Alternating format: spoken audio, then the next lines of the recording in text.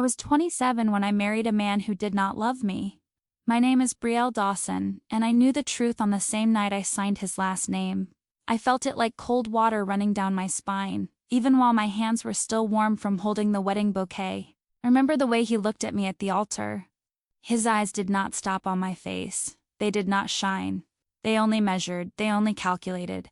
And still, I said I do. I said it with a soft voice, like I was afraid the words could break if I spoke too loud. I said it because I had no choice. I said it because love was not part of this marriage, but pain already was.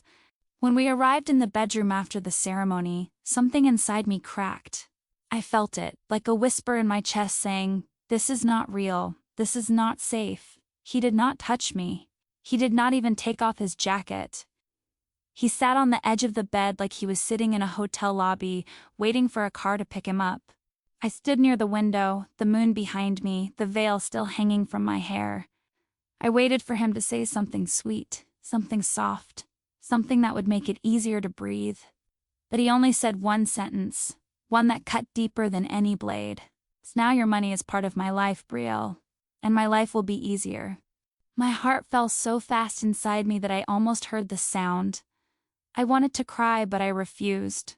I wanted to scream, but he would enjoy my pain. So I stood still, like a statue made of bruises no one could see. He walked to the closet, opened it, and placed his expensive watch inside like it mattered more than me. And then he said, "You can sleep on the left side. I prefer the right." That was our first night as husband and wife. A room with 2 pillows, 1 bed, and love missing like air in a locked room. I lay down and closed my eyes, pretending to rest, but my chest was full of sharp memories I could not push away. I thought about how everything started, about how I never imagined marrying a man like Adrian Haley. He was handsome, yes, tall, cold, and impossible to read. He had a face made for magazines, but a heart made of stone. I met him at a charity event my family hosted every year. He was polite, calm, and distant. He looked at people the same way someone looks at paintings in a museum, interested for a moment, and then bored. But he looked at me differently, not with desire, not with tenderness. He looked at me like I was an opportunity. I did not understand it back then. Now I see it so clearly that it hurts. My father was still alive then.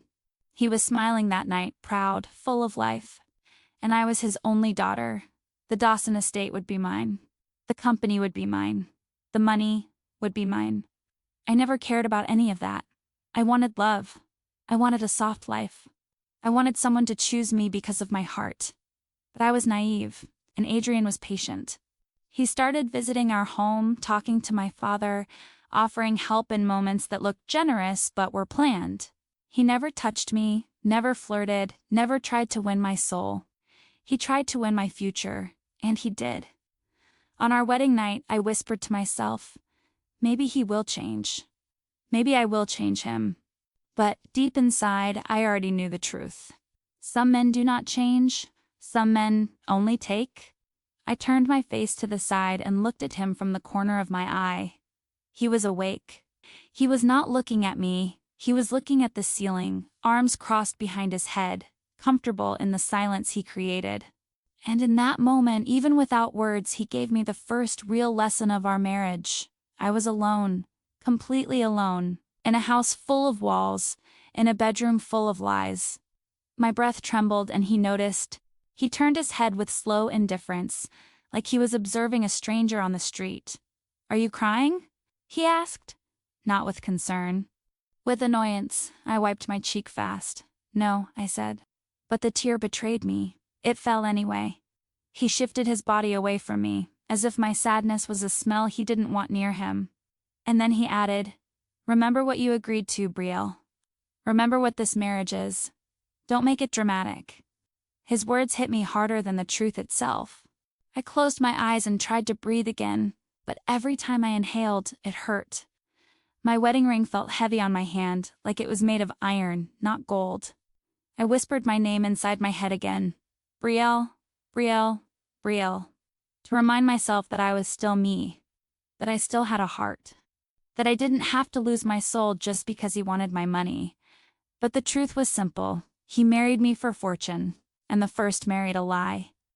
When the clock on the nightstand marked 2 a.m., he finally stood up and said, "I'm going to the other room." No explanation, no goodbye, no touch. The door closed behind him, and I felt something inside me break completely. I covered my mouth with both hands to keep the sobs quiet, because in that moment, more than ever, I knew something dark. I was not just trapped in a marriage without love. I was trapped with a man who had a plan. And I did not know yet what the price of that plan would be. When the door closed behind him, the silence in the bedroom felt heavier than the walls. I stayed there, sitting on the edge of the bed, holding my hands together like they were the only warm thing left in my life. I whispered my name again, Brielle Dawson, trying to believe that I still had control over something. But even my new last name did not feel like mine. It felt borrowed, like the dress I wore, like the smile I forced during the ceremony, like the entire life I had just stepped into. I touched the pillow he had refused to share, and I felt a strange emptiness covering my skin. It was the first night of my marriage, and yet it felt like the last night of something much deeper. My innocence, my hope, maybe even my future. I stood up and walked to the mirror, the one placed near the window. The moonlight touched my face softly, but it did not hide the truth in my eyes. I did not look like a bride.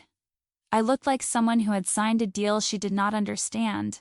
My reflection seemed tired, confused, and afraid of tomorrow. I lifted the veil slowly, letting it fall over my shoulders like snow melting. For a moment I tried to imagine a different wedding night. A gentle voice, a soft kiss, a man who whispered promises instead of warnings. But imagination was cruel when reality felt like a cold blade against my heart. I remembered my father again. His last months were difficult, and I spent every day by his side. He wanted to protect me. He wanted to make sure I would be safe when he was gone. I think that is why Adrian got close to him. He visited every week, offering help, bringing documents, asking about the company. He acted like a loyal friend, a good man, a man who wanted the best for us. My father trusted him. And when he died, I wanted to believe Adrian would honor that trust. But standing in that bedroom, with my wedding dress still touching the ground, I understood everything too late. Adrian never wanted me. He wanted the power my father left behind. My chest hurt. Not because of the marriage, but because I felt betrayed by something bigger, my own heart. I thought I could read people. I thought I could feel when someone was honest. I thought I could see when someone had a good soul. But Adrian was a shadow wearing a smile. And I let him in. I let him close. I let him near the most fragile parts of my life. I sat on the floor, pressing my hand against my chest, trying to calm the storm inside me. I felt small. I felt invisible. I felt like the only person who knew the truth about our wedding night was the moon outside the window. When I finally removed the dress, I hung it carefully, like it still deserved respect, even if the marriage didn't. I changed into a soft nightgown, hoping the fabric would offer some comfort. But comfort was a stranger to me that night. I walked slowly through the dark hallway until I reached the kitchen. I poured a glass of water, but my hands trembled, making the glass shake. I placed it on the counter and held the edge of the sink, closing my eyes. That was when I noticed something strange. The light under the guest room door was on. Adrian was inside, awake, doing something. I took a quiet step forward, then another. My heart beat fast, like it wanted to escape my body. I wasn't sure why I was afraid. Was he dangerous? Was he just cold? Or was there something else, something I had not seen? The closer I got to the door, the stronger the feeling became something was wrong. I could hear the faint sound of paper, pages turning. I pressed my hand against my chest again, steadying my breath. And then, his voice. Low, serious, and full of the same coldness he carried everywhere. The assets will transfer soon. She won't suspect anything. My blood ran cold. He was talking to someone on the phone. Someone he trusted. Someone who knew everything. I leaned my back against the wall, praying he couldn't hear the shaking of my breath. I wanted to run. I wanted to scream. I wanted to open the door and demand the truth, but I stayed frozen, listening like a frightened child hiding from a storm. I heard him again. No, I don't care about her feelings, I only need her signature. After that, it's my turn. My legs almost gave out beneath me. I covered my mouth with both hands, trying to keep my fears silent. My wedding ring felt like a handcuff now, closing slowly around my skin. I took one step back, then another, walking away from the door as quietly as possible. I returned to the bedroom and locked the door, even though I knew it would not save me from anything he planned. I sat on the bed and pulled the blanket up to my chin, my body shaking as if I were outside in the winter air. I whispered to myself, "You can't trust him, Brielle. You can't trust anyone now." I stayed awake until the sun began to rise. And at the first touch of morning light, something inside me changed. Fear didn't disappear, but it transformed into something else, something stronger. Something I never expected to feel on the first day of my marriage. Determination. If Adrian had a plan, then I needed one too. I would not be silent. I would not be blind. I would not let him steal the last piece of my heart. The morning after our wedding felt nothing like the beginning of a life together. It felt like waking up inside a story someone else wrote for me. I had slept less than 2 hours, but I forced myself to open my eyes when I heard the soft sound of footsteps in the hallway. I sat up fast, my heart already beating too hard. I did not want him to see me afraid. When the bedroom door opened, Adrian walked in with the same calm face he had the night before, as if nothing strange had happened.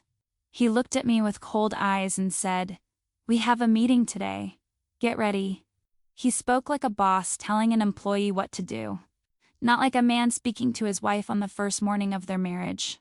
I nodded slowly, trying to hide the storm inside me.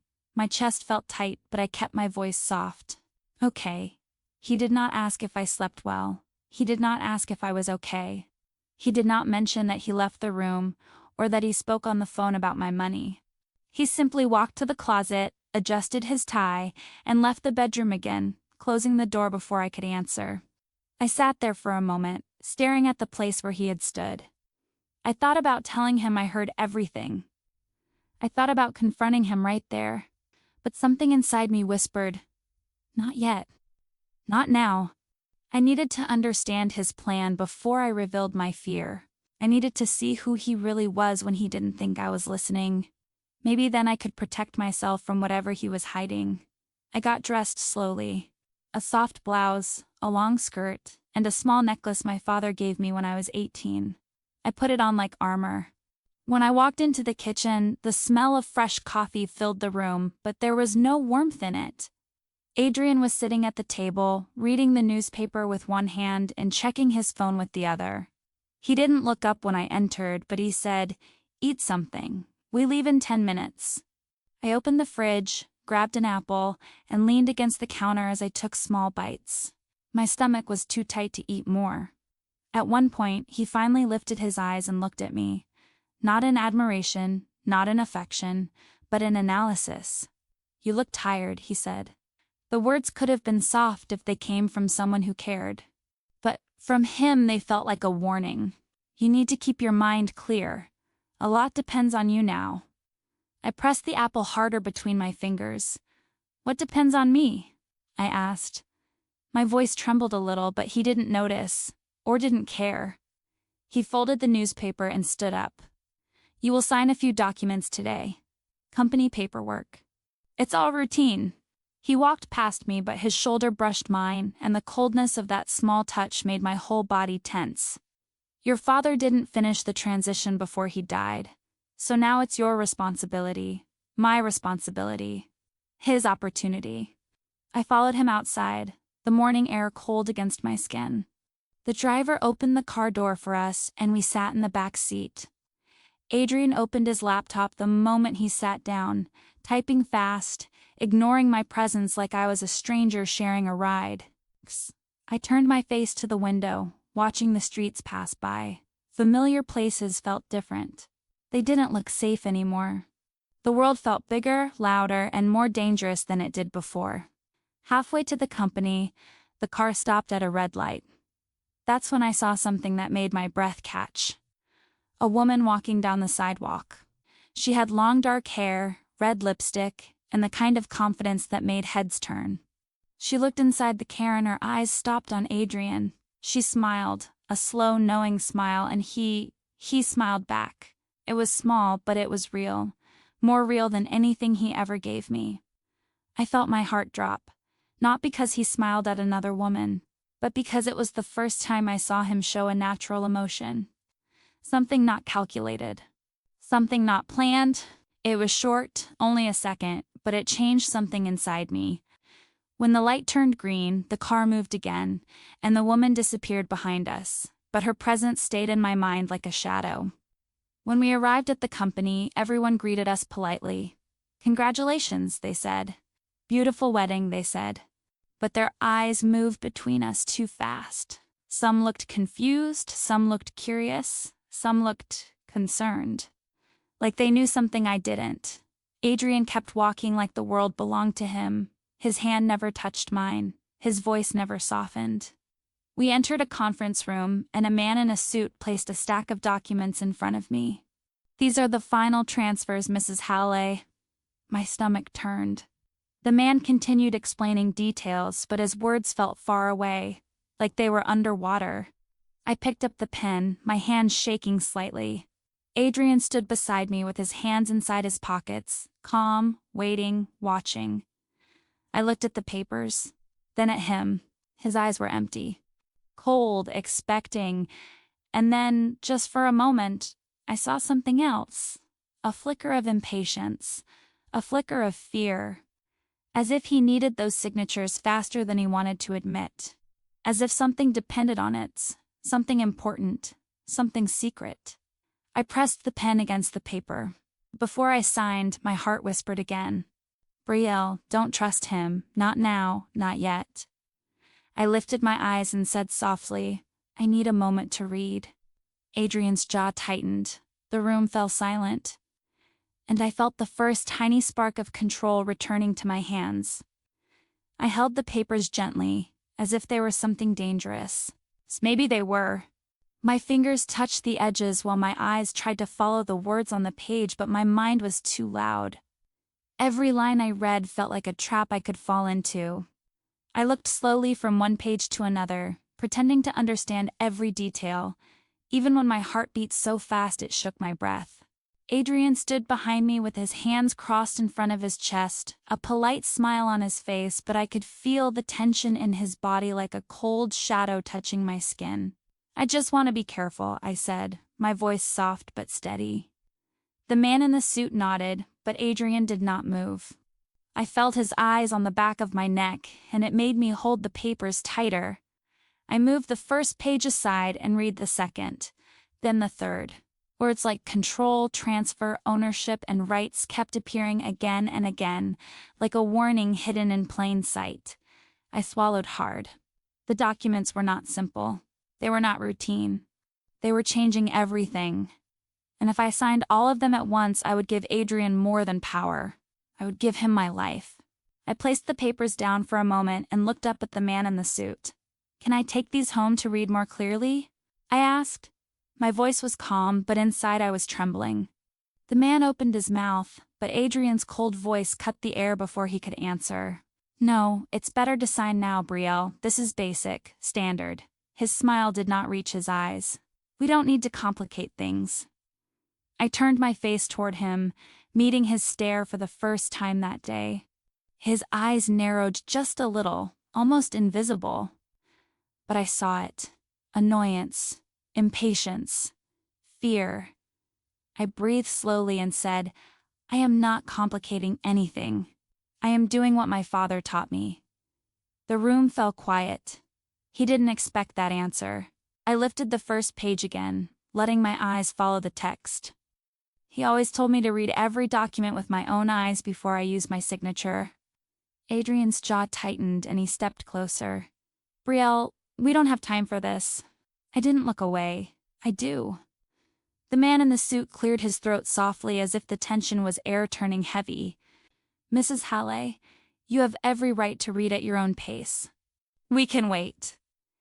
Adrian shot him a cold, sharp look, but the man lowered his gaze, pretending he didn't notice. I continued reading slowly, page after page, letting the silence cover the room. My hands shook sometimes, but I refused to stop. Halfway through the documents, I saw something that made the blood freeze in my veins. A small paragraph hidden in the middle of a long page. Easy to miss, easy to ignore, but not easy to forget.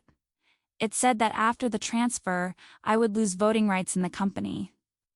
Then, on the next page, another paragraph said I would also lose the right to reverse the decision. 2 pages later, a clause added that all decisions would be handled by the acting spouse, which meant Adrian. And at the bottom of the page, written in sharp legal language, was the truth. I would keep the name Dawson, but he would keep everything else. My throat closed. My fingers pressed the paper so tightly it almost tore. I felt sick. I felt dizzy. I felt like the walls were moving closer. He didn't just want money. He wanted control. Total control. And this pile of documents was the key to everything he wanted. My hands trembled as I turned the page, but I kept reading. Every line of ink felt like a knife. Every clause felt like a chain. And the more I read, the more I understood why he married me, why he pretended to care, why he smiled at my father, why he stood beside me at the altar even though his heart was made of ice. He didn't want a wife, he wanted a door that opened straight to my father's legacy. And I was the only person who had the key. My breath came faster. I placed the papers down slowly so no one could see how scared I was. The man in the suit waited quietly. Adrian watched me with eyes that searched for weakness. I took one small breath to steady myself, then said, "I need a lawyer." The room froze. The man in the suit blinked fast. Adrian's face changed. Not much, but enough. A tiny spark of anger appeared in his eyes and his lips pressed together. "A lawyer?" he repeated. "Why?" "Because these papers are not routine," I said softly. "And I don't sign anything I don't understand." His voice dropped lower, colder. "Brielle, we talked about this." I swallowed. "No, you talked." I listened. The man in the suit looked between us, unsure if he should speak, but Adrian didn't give him a chance. He took one slow step toward me. His shadow fell across the table. "We are not leaving until you sign." I looked up at him, my heart racing, but my voice steady. "Then we are staying here for a long time." Silence. Heavy. Sharp. He held my stare, and for the first time something cracked inside his eyes. Not anger. Not surprise. Fear. Real fear. Something was happening behind all these documents. Something I didn't know yet. Something he needed quickly, desperately, secretly.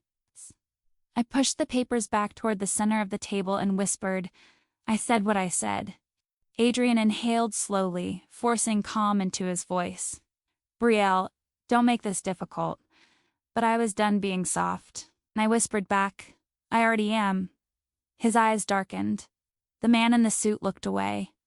And that was the moment I realized something important, something that would change everything later. Adrian didn't just need my signature. He needed it before someone else found out. Adrian did not speak for a long moment. He just stood there, staring at me like he was trying to rewrite my answer inside his mind. His silence felt like a storm waiting behind closed doors. I felt my heartbeat in my throat, but I kept my hands steady on my lap. I would not show fear. If I did, he would win. And something inside me, something small but suddenly alive, refused to let him win. When he finally spoke, his voice was low, too calm. "We will talk about this later," he said. He turned to the man in the suit. "Leave us alone." The man grabbed his papers fast and escaped the room like he was grateful to be dismissed. The moment the door closed, the silence became heavier than before. Adrian stepped closer, placing both hands on the table, leaning toward me. "What do you think you're doing?" he whispered. My fingers curled around the edge of the chair. "Reading," I whispered back. He leaned even closer. "You're not supposed to question this." The air in the room felt thin. "Then why am I here?" I asked softly. Why marry me at all if you don't want me to think? His jaw tightened again. His eyes were dark, but not like the night. Like something deeper, colder. Don't twist things. I'm only asking, I said, as your wife. He gave a small laugh, not loud, not warm, but bitter. You're my wife, yes, but this is business, not emotion. The words stabbed something inside me, a part I thought was already numb, but it wasn't. Not yet. He straightened, running a hand across his jaw. Then he turned his back to me, walking toward the window with long, confident steps. He looked out at the street below, where people walked without knowing the world was collapsing inside this room. He spoke without turning to me. If you don't sign today, we will have a problem. I stood slowly, feeling strength return to my legs. Then we have a problem. He turned around fast. Too fast.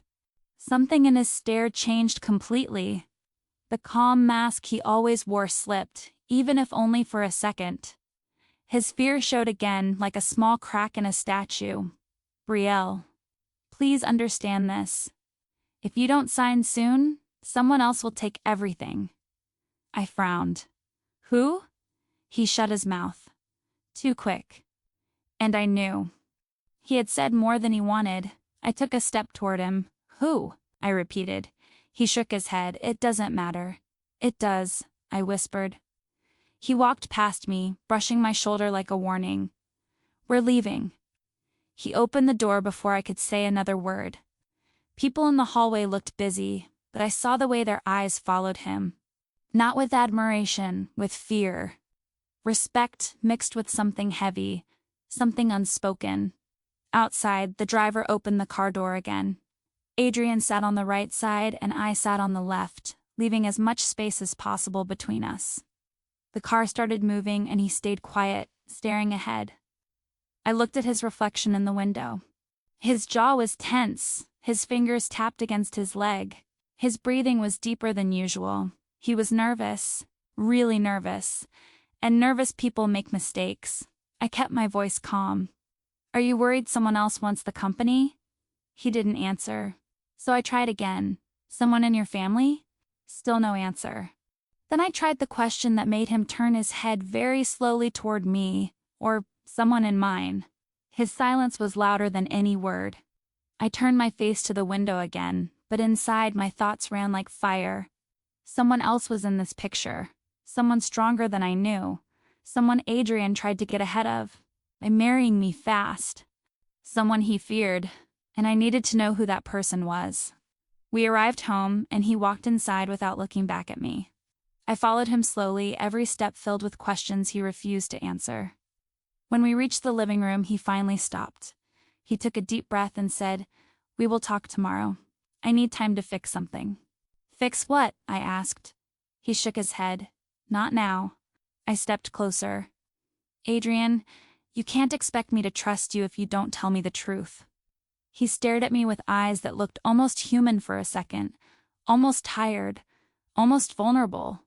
"Trust is not part of this marriage," he said. My stomach twisted. "Then what is?"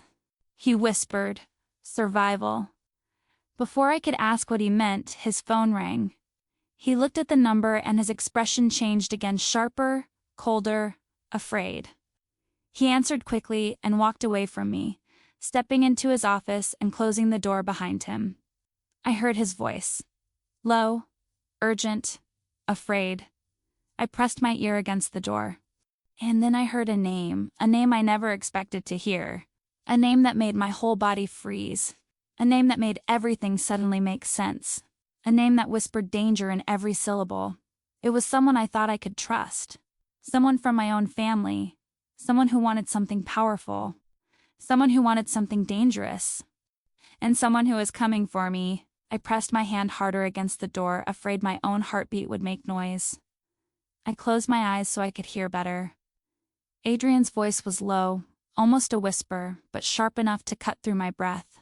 I didn't hear everything, but I heard the name again. The name of the person he feared. The person who wanted the company. The person who wanted me out of the way. My uncle, my father's own brother, Kevin Dawson. My knees almost gave out. I stepped back slowly, like the ground under me was shaking. Uncle Kevin had always been kind to me. Quiet, yes, distant sometimes, but never cruel. Never dangerous. At least that's what I thought. He visited my father in the hospital, brought flowers, smiled softly every time he saw me. But now, hearing Adrian speak his name with fear, I understood a terrible truth. Kindness can be a mask, and maybe my uncle wore his very well. I took another step back from the office door, afraid Adrian would open it and see me listening. My hands shook as I walked toward the hallway, each step heavy like my shoes were filled with stone. When I reached the staircase, I held the railing tightly and whispered, "Why, Uncle Kevin? Why?" But the house didn't answer, only silence. A silence that felt too deep, too cold, too full of secrets. I went upstairs to the bedroom, but the room looked different now. The bed looked bigger. The walls looked closer. The window looked darker. Everything inside that room felt like it belonged to someone else. I sat on the edge of the bed and pressed my fingers to my temples, trying to breathe. I needed to understand. I needed to think. I needed to open the doors of memories I tried to forget. My uncle always argued with my father about money, not loudly, not angrily, but quietly. Discipline, respect, family decisions, rights, words they tried to keep away from me. But a child hears everything when adults think she doesn't understand. I remembered one night when my father told him, "The company will stay with Brielle, she is my daughter." And Uncle Kevin had smiled, but his eyes were dark. I didn't understand that look back then, but now I did. My father knew something. My father feared something. My father tried to protect me. I covered my mouth with both hands as the truth hit me like a wave. Adrian didn't marry me because he loved me. He married me because he wanted to stand in front of my uncle. He wanted to get to the company before my uncle did. He wanted control, power, safety. I was the key, the door, the shield. And I didn't choose any of this.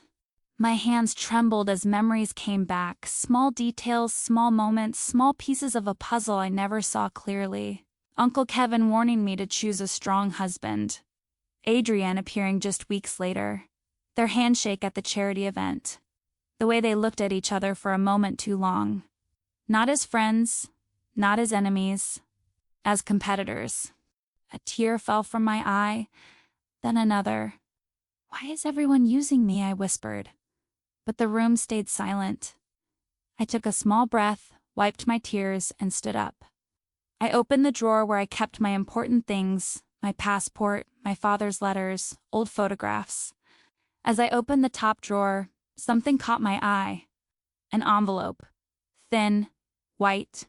My name written on the front in a familiar handwriting. My father's handwriting. My breath stopped. My fingers shook as I picked it up. The paper felt old, like it had been waiting a long time.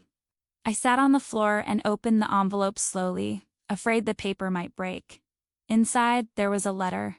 A single page. My father's words. His heart.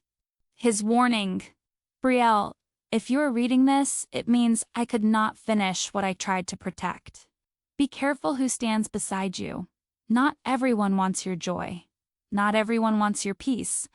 Some want your name, some want your future, and some want what belongs to you. Do not trust Adrian. Do not trust your uncle. Trust yourself." My heart screamed inside me.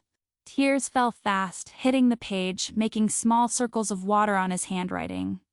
I pressed the letter against my chest, as if I could feel his arms around me again. My father knew. He tried to warn me. He tried to save me. But I had not seen the message until now. I heard a sound downstairs, a door opening. A voice calling my name. "Adrian." I folded the letter fast and hid it under the clothes in the drawer. Then I wiped my face, stood up, and forced my breath to slow. I walked to the top of the stairs and looked down. Adrian stood in the hallway, his face pale, his voice was tight. "Brielle, we need to talk." I didn't move. "About what?" He swallowed hard. "Your uncle is coming here." I felt the air freeze around me. "When?" I whispered. Adrian's eyes darkened. The moment Adrian said those words, my whole body turned cold.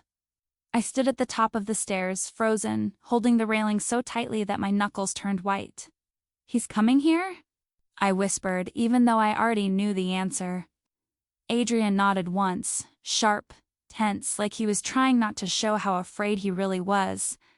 "Yes," he said. "He's on his way. He called me."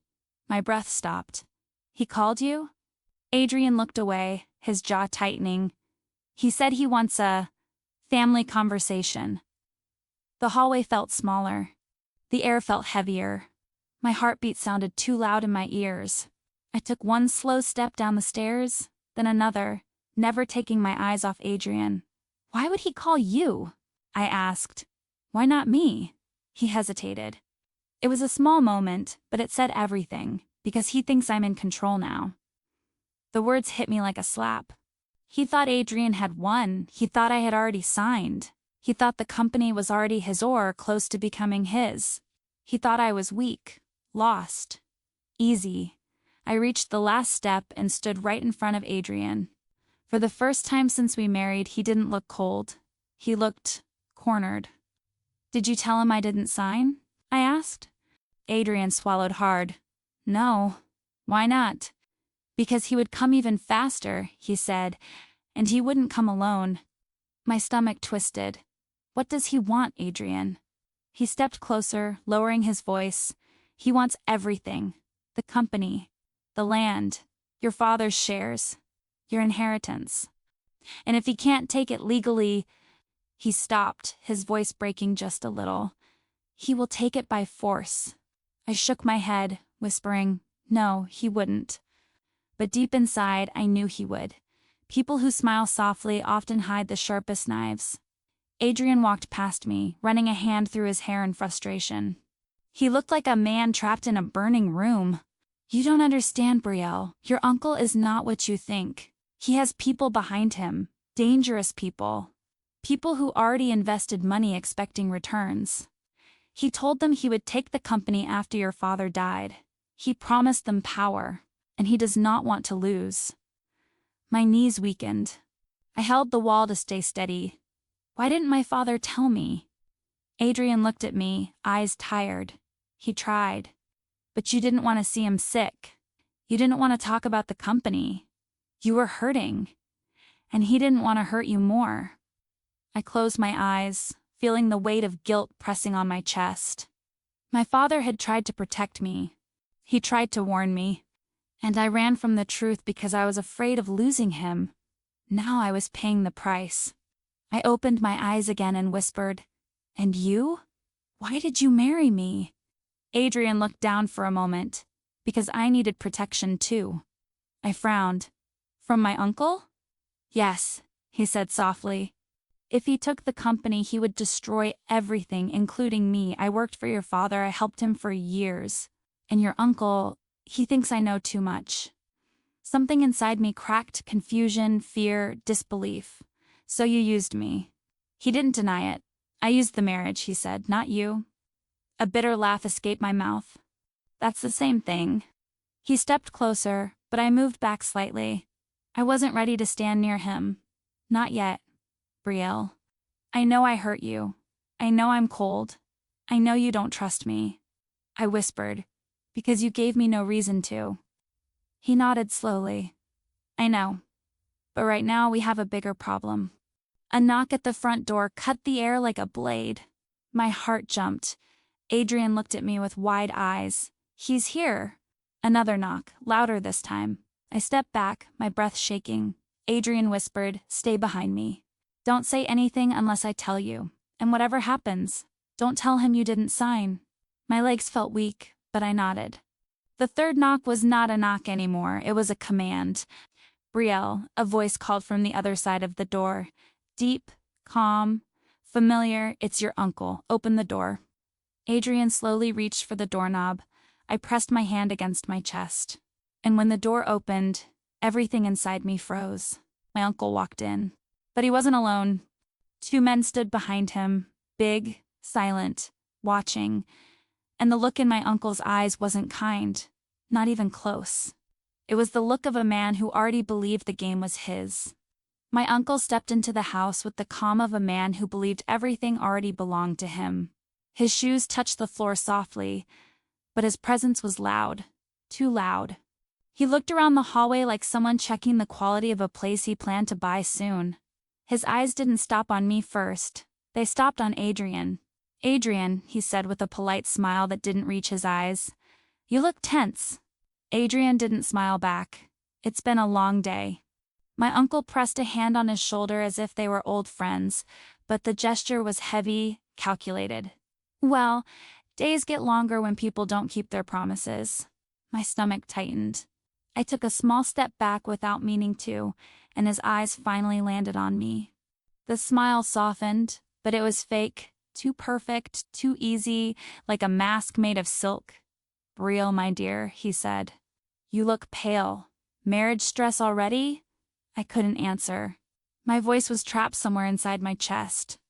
Adrian stepped slightly in front of me, not fully blocking me, but enough to show my uncle where the line was. My uncle's smile grew. Protective husband. How sweet. He looked at the two large men behind him. "Wait outside. Give us a moment." The men nodded once and stayed by the door, arms crossed, eyes cold. My uncle removed his coat slowly, like he was preparing for a long, comfortable visit. "I came here for something simple," he said. "A family conversation. We all want peace, don't we?" His eyes burned with something sharp, something dangerous. "So let's stop hiding things." Adrian's jaw tightened. "Nothing is being hidden." My uncle laughed softly. "Oh, Adrian, you always forget that I know when you lie." He walked closer, and I felt myself freeze. He reached out and touched my cheek with the back of his fingers. A gentle touch, but it made my skin crawl. "Brielle, you've always been so trusting. Sweet, innocent." His voice lowered. "It's not a good world for a girl like you." I stepped back, and Adrian placed a hand at the small of my backs, surprisingly protective. My uncle raised an eyebrow. "Oh, the husband is playing hero now?" He turned to Adrian. "Did she sign?" Adrian didn't move. "We were reading the documents." "Reading?" my uncle repeated, his smile fading. "Why? It's a simple transfer. Your father trusted me with these steps for years." "No," I whispered before I realized the word had left my mouth. Both men turned to me. My uncle's eyes narrowed. "What did you say?" I swallowed hard. My father trusted me. For the first time since he arrived, his face changed. Just a little. But enough. "Your father didn't want you drowning in business matters. He wanted you safe." "He left me the company," I said. "He left me everything." "And that," my uncle said, "is exactly the problem." He stepped closer again. "You're too emotional, Brielle. Too soft. You don't understand how to run what your father built." His tone sharpened. "That's why I took care of things. For him, for you." Adrian clenched his fist beside me, but he stayed quiet. My uncle kept talking. "Now Adrian here made a smart move. He married you quickly. I didn't expect that. I must say I'm impressed." He looked at Adrian with something like amusement. "But marriage doesn't give you my brother's power, only her signature does." Adrian's voice came out low and calm. "She will sign when she's ready." My uncle laughed. "No, she will sign now." The room felt colder. My uncle stepped toward me, reaching inside his coat. For a moment, fear stabbed through me. I thought he might pull out something worse, but it was just a pen. A simple pen. Black. Heavy. Expensive. He held it out to me. "Take it, Brielle." My feet wouldn't move. His smile dropped slowly, like ice melting into something sharper. "Take it." My hand shook as I reached for the pen, but Adrian stepped between us. "She said she's not signing right now." My uncle tilted his head. "I wasn't talking to you." "Well," Adrian said, voice steady, "I'm talking to you." The air between them turned solid, like the beginning of a storm. My uncle took one long, slow breath. "Adrian, you are standing in my way. And you," Adrian answered, "are crossing a line." Something dark flashed in my uncle's eyes. He leaned in close to Adrian and whispered something too low for me to hear, but whatever it was, it made Adrian's face go pale. My uncle pulled back and smiled again. I'll ask one last time. Brielle. He turned to me slowly. Do you have something you want to tell me? My heart slammed against my ribs. He knew. Or he suspected. Or he wanted me to admit something I wasn't supposed to. I opened my mouth, but before any sound came out, a loud noise came from the front door. A heavy thud. One of the men outside shouted. Then the whole house shook as if someone or something had forced their way in. My uncle's smile disappeared completely. Adrian spun toward the hallway. And I froze. Because the voice that echoed through the house was not one I expected. It called my name. Soft, painful, familiar. Brielle? I knew that voice. I hadn't heard it in years. And it shouldn't have been possible. Not now, not today, not here. But it was real, and it whispered my name again. Brielle, it's me. The voice echoed through the house again, softer this time, like it was afraid of being real. I felt something inside me break open, something I had kept locked away for years. My eyes filled with tears before I could stop them. Adrian looked at me, confused. My uncle turned toward the hallway with a face full of shock and anger. But I didn't move. I couldn't. My legs felt like stone. The footsteps came closer, slow, careful. And then a figure appeared at the end of the hallway. A man. A familiar shape. A familiar presence. My breath stopped completely when he stepped into the light. It was Liam, the boy who grew up beside me. The boy who held my hand the night my father died. The boy who loved me before I knew what love meant. The boy I thought I had lost forever. His face looked older now, harder in some places, softer in others.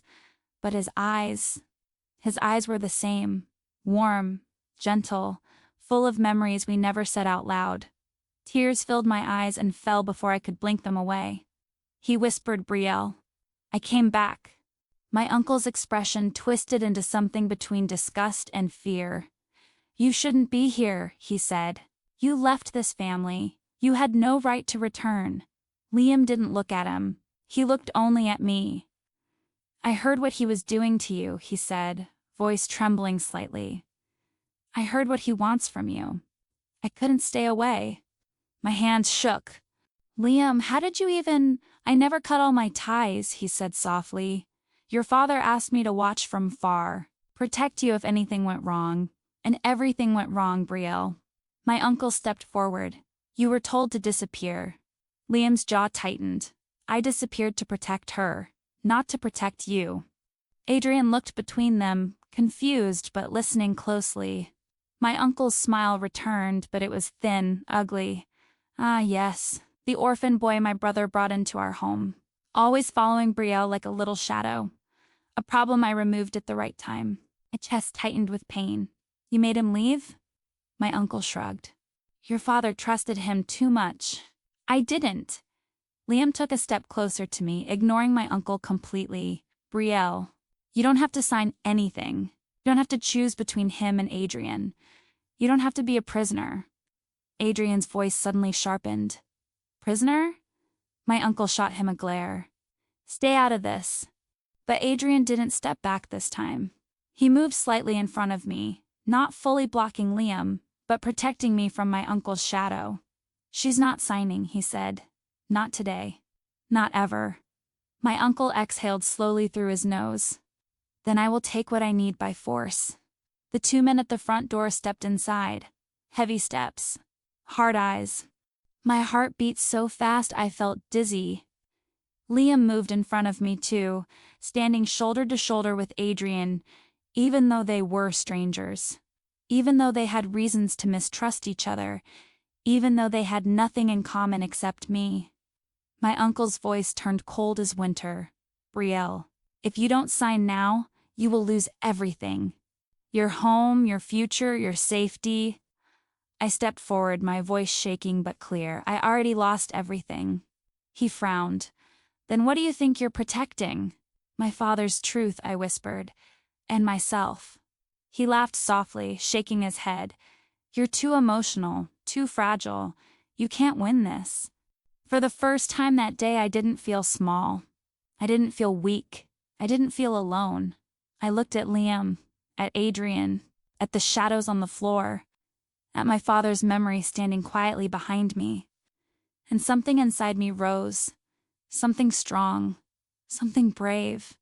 Something I didn't know I still had. My uncle stepped closer. Then show me. Show me what you think you can do.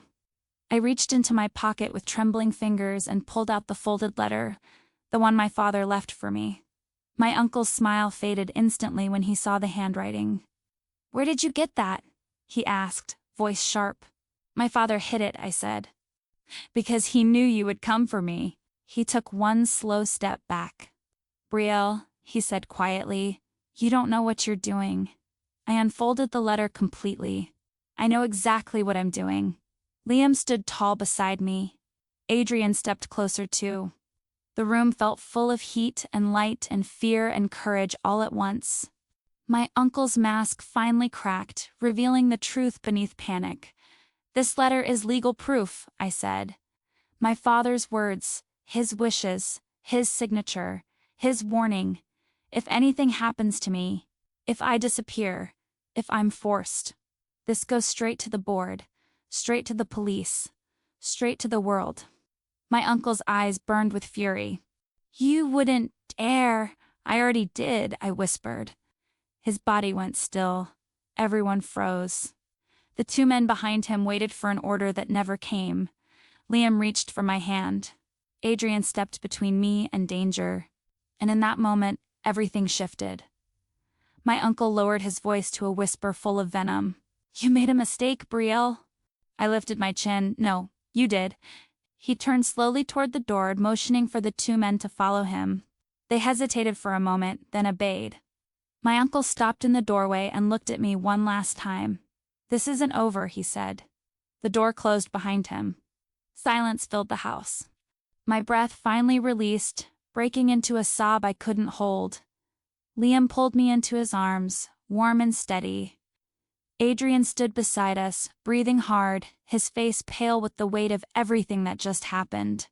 For the first time since my wedding night, I felt something soft inside my chest. Not safety, not peace, but something close. Something like the beginning of hope.